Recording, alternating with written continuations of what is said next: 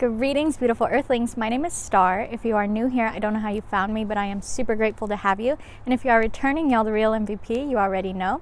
So as you guys can tell, we are outside for another shadow work video today. So this one is actually going to be reflecting on my recent work in this shadow work series, as well as giving you guys a couple of healthy coping methods. So if you guys are only here for the healthy coping methods part of the video, I will drop a timestamp in the comment section pinned to the top, as well as the description box for you guys. But for those of you who are here returning with me for my shadow work series, I am super grateful that you are here. I know this is extremely hard work, and a lot of people have been really put off from it. So I just want to say, first off, I can't do much about the whole plane situation. I don't know why there's 8,000 planes today. I've tried to wait it out and it's just not working. So I just got to keep rolling with it. There's no way I'm filming inside today. So if you guys are returning with this shadow work series, you already know we started with the very first lesson, which was working through forgiveness, and it was a whole like 12-step 11-step situation by Dr. Harmony. So if you have not seen that video, I highly recommend watching the first couple of videos I did in the shadow work series. I know that this is a lot of hard work, so I am going to give a trigger warning if you guys are brand new here, but shadow work is extremely triggering. It's extremely touchy stuff to talk about, so I want to be as open and vulnerable with you guys as humanly possible, so that you know that it's okay to deal with the emotions that come up during shadow work. Okay, so I have clearly been a little distant from socials lately, and that's because I am doing the shadow work with you guys. So it's definitely been kicking up a whole lot of stuff, and I needed like time to just kind of chill, relax, let my body get used to what was going on, and I want to reflect on what's been going on in that process. So if you guys have started a journal or a computer document or anything doing this shadow work series, I highly recommend that, especially if you are just jumping in on this video. You guys already know that Bonnie's journal prompts are always in the description box for these shadow work videos, but that first one was on self-love and forgiveness, and as I have told you guys before, I have gone through a lot of shadow work in therapy, so I didn't really think too much of it. But shadow work is kind of like cleaning house. Sometimes you just don't really realize how much stuff you're really holding on to out of emotion. So in starting this self-love and forgiveness clearing out process, right, I didn't realize that I was holding on to a lot of like memories and emotions from a lot of exes, and that happens sometimes, especially if we have a lot of happy memories with exes, right? We don't really see any point to letting that go. But in keeping those things, you are essentially keeping yourself bound to who you were in the past, who you were at that time, and you are also keeping that person bound to who they were at the time by constantly reflecting on those things that had happened between you guys back then. So I know sometimes we like to keep happy memories, such as I don't want to say as photos. Do you know what I mean? Like they're photos in our brain, and we like to go back to them and look at them as if it was a scrapbook, right? Maybe as if it was a video, and go back and reflect on the beautiful feelings and the happy times. And sometimes with those happy feelings come bad feelings, right? Because you can't have the good without the bad. And when you are saving that little snapshot of that moment in time, you're kind of saving the entire mentality of that moment in time. So even if you want to just hold on to the good things and the happy memories, you don't really realize that you're kind of inevitably I'm really sorry for the plane. You're kind of inevitably still holding on to the bad things that happened in that time. Like there's nothing you can do to pick and choose which parts of that point in time you are holding on to. So in reflecting, in doing the meditation, in doing those works, I realized that you are still essentially holding on to the entirety of that point in time. There's nothing you can do about, picking and choosing which part of that you want to hold on to. So I have been doing the meditating, I have been doing the clearing out and the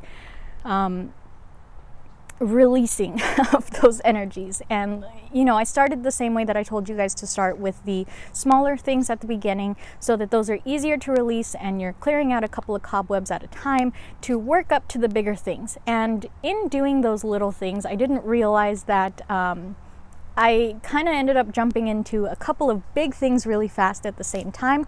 And I want you guys to understand that in clearing out those big things, whether you are doing cord cutting or cord pulling meditations like I had suggested, even if you're just only doing the journal prompts, not quite doing the meditation quite yet, you have to understand that in clearing out these energies, you are leaving a space behind, and it's super important for you guys to fill that space with light and love to allow it to scab over, essentially. Otherwise, you just leave yourself with a big gaping hole, and that's kind of why people are so deterred from shadow work, because they know that in releasing certain things, they are leaving a giant hole behind, and nobody likes to feel that way. So I thought personally I was prepared for this because, like I said, I have done this a lot in my life and I knew how to go about it. So I did, clear up little things here and there, and I've been doing lots and lots and lots of meditation and connecting with my guides on a daily basis, and trying to ask where I still have attachments, where are there still energetic cords that I can release. And in doing that, I released a couple of X's that I guess I did too many at a time or something. I was a little bit too gung-ho at the moment, and I had a big gaping hole left, and I've been kind of put in an energy of mourning. Okay, so I want you guys to understand that is completely possible. That's completely okay. So I know that a lot of you guys might deal with things in different ways, right? We all do. So if you guys are, left with the emotional kick up of sadness, and you have to cry and you have to be alone and you have to sleep and you have to, do whatever, that's completely valid. Please do so. But if you guys are left with that big gaping hole and you feel yourself in an energy of anger and not quite learning how to deal with that emotional trigger just yet, please understand, you guys, you really need to go about these triggers in a very healthy way, because if you are attempting shadow work, this is a non-stop process for the rest of your life. There is no such thing as getting on top of shadow work and just completing it and being king of shadow work and being, good for the rest of forever. This is something you are going to have to constantly readdress throughout your life. So it is important that you guys learn how to deal with the emotional triggers in a healthy way, so that the next couple of times that you find yourself trying to clear out these cobwebs and attempt your shadow work, a year from now, 5 years from now, 10 years from now, you have the tools to be ready to deal with the emotional kick up, so to speak. So there were a couple of things that I had learned in therapy, because I had been dealing with a lot of self-harm in my younger life. So that's why I did issue a trigger warning at the beginning of this. I do talk about self-harm here, and I was extremely suicidal, and that was a lot for me to get through because I had gone through an extremely abusive past. So in dealing with all of that in therapy, my therapist had given me a lot of tools to keep my hands busy, essentially. So there are a lot of things that you can do, like crafting, first of all, painting, drawing, things like that. A lot of people are constantly going to tell you to resort to things that are artistic to help you channel that emotional trigger situation. So if you are musically inclined, if you are, even a sports person, if you like to do sports, run, do whatever kind of sports you do, that's also going to help you out a whole lot. But there are a couple that I don't quite know that people have really honed in on in that time, and that's going to be doing little things like fidgeting. So if you have something like a Rubik's Cube or a fidget toy, not just like a fidget spinner, right, like those fidget toys that have all kinds of buttons and things that you can do, that's going to help you out a whole lot when you're dealing with that mental chatter. So I did used to have a Rubik's Cube that I would do in that time. I do have a new Rubik's Cube, and I was trying to find it to bring it to show you guys, but my child also plays with it, so I have no idea where it's at right now. But I have taken back up the Rubik's Cube, and I've realized that I have since forgotten how to solve it. So that's super helpful to help me deal with the anxiety kick up that's been going on in this mourning period that I'm in, and just keeping my hands busy. I have also taken up painting stones. So I don't know if you guys have seen that on my Instagram or what have you. I will be talking about that later. But I have taken up painting tiny stones and painting bigger stones and hiding them around. I used to do that with like notes in college. So I think that one is super fun. But those are kind of just the tools that I specifically have. I want you guys to understand I am not a licensed therapist. So, deal with these things the way that you need to deal with these things, but do it in a safe, constructive way. Remember, we are doing this in a controlled chaos sort of way. So don't hurt yourself. Don't go on a crazy drug binge. Don't go on an alcohol binge. If you feel yourself slipping to that point and doing shadow work, please consult a physician. Please go somewhere safe. Please talk to somebody that you feel safe with talking to. There are a million things that you can do. So I will try to track down a suicide hotline number that I can put in the description box for you guys, and I will probably keep it in there for the rest of the shadow work series, because I used to use that a lot when I was young. These suicide hotline people are around 24/7 for you to just call. It's completely anonymous, and you just kind of talk through whatever you're going through, and they help you out so that if you are having a panic attack or an episode and you are not able to get to a doctor or a therapist at the time, they at least keep you safe. So that's very important to have that type of tool in your tool belt when doing shadow work. Okay, so I want you guys to know that Rubik's Cubes, I got mine on sale at like Target or Walmart for like $3. I don't know if Rubik's Cubes are just cheaper now or what, but you can get Rubik's Cubes. You can find fidget toys all over Amazon. They even have fidget boxes now, puzzles, things like that. And I know that it might seem really lame to some of you guys, like you never wanted to do things like cross stitch or painting or crocheting because it seems like old people things, even with puzzles or building things or doing models or painting. It seems like old people stuff, right? And sometimes we don't want to do it because of our ego and things that people have told us, and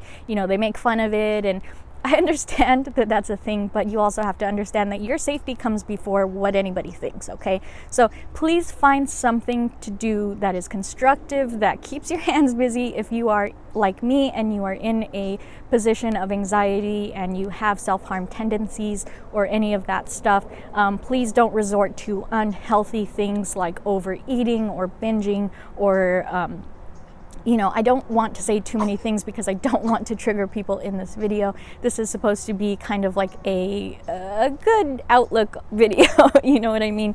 So I want you guys to understand that it's not all sunshine and rainbows when doing shadow work. Clearly, everyone knows it is extremely hard work, and that's why a lot of people just kind of don't really want to do it. But, I'm here. I'm doing it with you guys. I'm trudging through it. So I want you guys to understand that's kind of why I've been a little bit silent on socials lately. I'm doing kind of like one video a week if I can manage it, because I have found myself extremely drained, extremely exhausted, extremely sad, to be completely honest. I'm sad and I'm mourning, and I feel like there is a big gaping hole in my heart. And I do meditations every day with my guides to help gloss over that hole with light energy, with love. I ask Mother Gaia and the angels and my God and my goddess to fill not only the holes in my aura, but also the holes in my body and in my soul and in my heart, with light and love energy, so that I'm healing those wounds, I'm working through it, I'm learning to connect with my guides at the same time, and I'm still, I'm drawing in love at the same time. So even though you are finding yourself in low vibrations such as maybe depression, anxiety, regret, anger, things like that in doing shadow work, you can still attract love to you by filling those empty spaces with light and love. Okay, so I want you guys to understand that I know this is hard work, and like I said, this series is probably going to creep along very slowly, because even though I am releasing things, I still find that in releasing things I still haven't quite released them all the way. So these are things that you might have to go over quite a few times if they are really big hurts, or if it's someone that hurt you in multiple ways and you don't really realize it until going through and doing this work, right? You might, cut a cord or pull a cord and be like, I'm done with, all of the past and all of the hurt and all of the feelings and the good feelings and the bad feelings and the memories. I don't want it. It's gone. I've released it. You're free. I'm free. And then you realize there's still a memory here that triggers something, or something else that triggers something. And then something from a relationship might trigger, memories of your past with your parents or things like that. So I want you guys to understand, I say this in every single shadow work video, please take your time, okay? Please be forgiving with yourself. Please be patient with yourself. Please be nurturing with yourself. Please honor the feelings that come up in shadow work, okay? So that is something that we also did talk about in that journaling video of forgiveness and self-love. While you are doing this, please also note the feelings that come up. Please note the memories that get triggered. Please note the emotional reactions that get triggered. Note every single thing, okay? Take your time, you guys. There is no rush here. Just because I am moving along with the series does not mean you need to be moving as fast as I am. So I have told you guys before, this series is always going to be here. You can always feel free to come back to it. I'm not ever going to delete these videos in a hasty decision of rebranding or something like that. I'm always going to keep these videos here for you guys, okay? So I really, really hope that you guys tell me in the comments what healthy things you do to cope. I have also recently taken up gardening. I know some of you guys know that. I am learning to propagate plants left and right. I have propagation farms all over my house right now, and my mom is going nuts about it, but I told her, look, I'm doing something healthy to heal, to work through some things. I'm utilizing it as a healthy coping method. This is therapy for me, and it could be a lot worse. I could be blasting holes through doors, and I could be blowing up at everybody, and I could be doing a lot of things. Instead, I am being quiet. I am going within. I am doing the meditation within. I am working through things in a healthy way. So please, don't worry about what I'm doing with my plants. It's a healthy thing. Oh no, where did your food go? Good grief, child. Okay, so I need to be done with this video because little miss over here is making a mess with her food. So I really hope that you guys have a beautiful, wonderful day wherever you are when this video reaches you, my friends, and I cannot wait to see you in the next one. You guys already know about all of my links down there. Please definitely utilize those and keep up with me on socials for everything. Everything under the sun, right? So I really hope that you guys have a beautiful, wonderful day. I know I already said that, so I can't wait to see you in the next one. Namaste.